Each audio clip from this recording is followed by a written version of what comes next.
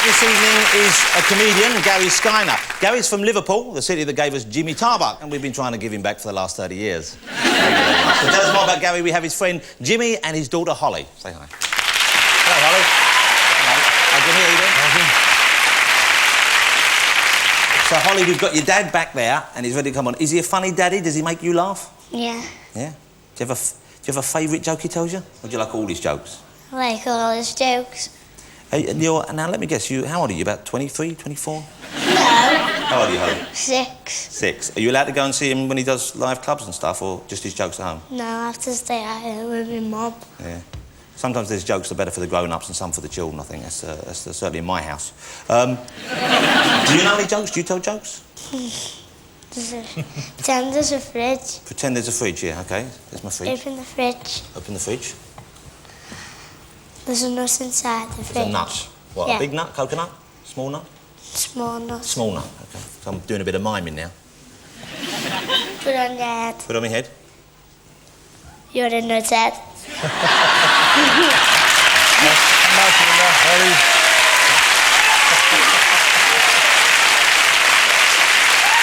See, if anyone else said that, I'd be crying now, but from you, I'll take the compliment. So you're looking forward to seeing your dad tonight? Yeah. OK, that's great. Well, thanks for coming down. Jimmy, I know you're one of Gary's mates. Right, yeah. How long have you known him for? Gary's been a friend of mine for 25 years. Was he always into comedy, or did he want to do other things? He wanted to be a fireman at one time, but with being a thalidomide, he's only got little arms, and I don't think he'd have got up the ladders very well. But I doubt he's got a helmet to fit him because he's got rather a big head. So, how do you think he'll do tonight? Do you think he'll do well? Oh, I think he'll do great. He's a very funny man. Holly, what about you? Do you think your dad's going to do well tonight? He'll be making us laugh, won't he? Yeah. And that's the main thing. It's great to have you here. Thank you, Jimmy. Thank you, Holly. Thanks very much. Here he is. Please welcome the big talent of Gary Skyner.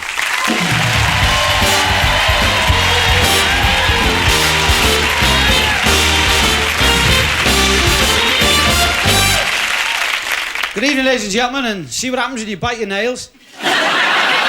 I shouldn't really be here at all tonight. It's been a very bad week for me this week. I've just lost a wife, and what a game of cards that was.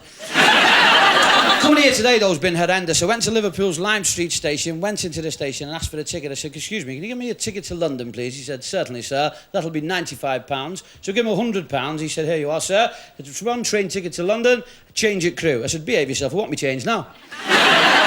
Got on the train, and you'll never guess who was sitting by. None other than the great Mr. Chris Eubank. I said, how you doing, Chris? He went, Gary, people often say to me, Chris, I'm a professional boxer. Would you ever consider fighting anyone from off the street? I said, yes, Curly Watts. Talking about soap operas, I'm going to upset some of you women here tonight, but what really gets right up my nose on television today is anything made by them Australians. Cell Block H, Neighbours, Home and Away, Young Doctors, Families, Flying Doctors, Country Practice. It's a load of nonsense. Isn't it, lads? No.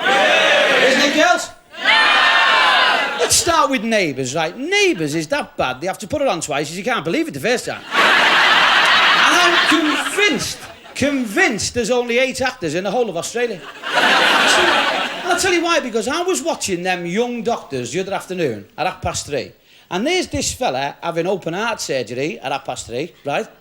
At 5:30, he's delivering the post in Neighbours. Now that's certainly good like that. And Cell Block H, what the hell was that all about? It was supposed to be a prison, but if you watched it very closely, when them gates shut, all the walls wobbled. Perhaps it was a Group 4 prisoner, or maybe it was.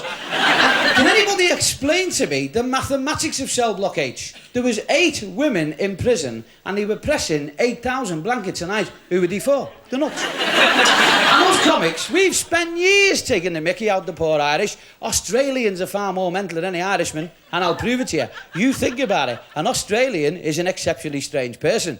He'll come up to you, he'll ask you the question, and then he'll answer it before you can answer it yourself. They come up to you and go, "G'day, what's your favourite colour, blue?"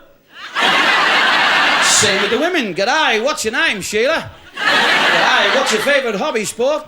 "G'day, what's your job, digger?" They're down the bend. But if all that's not bad enough, 20 years ago, they tried to sell us a television programme about a kangaroo with a degree in physics. Who remembers Skippy? Anybody says I look like it and I'll kill you. Remember how Skippy used to go?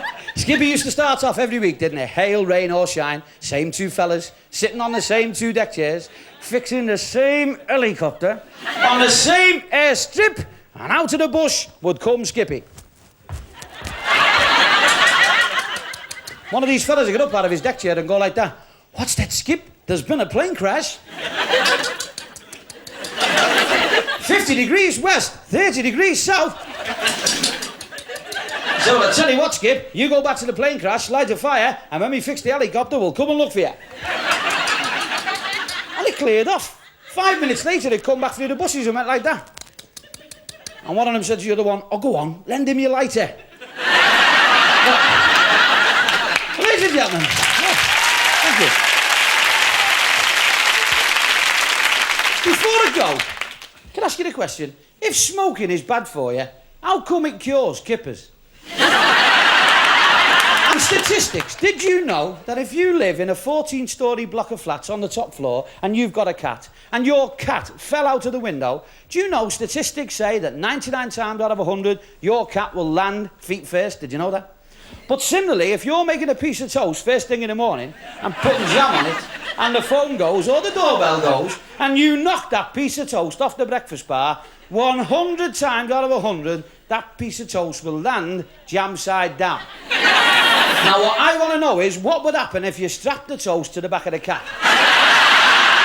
Ladies and gentlemen, you've been a wonderful audience. Take care. Good night, God bless. Thank you. Yo.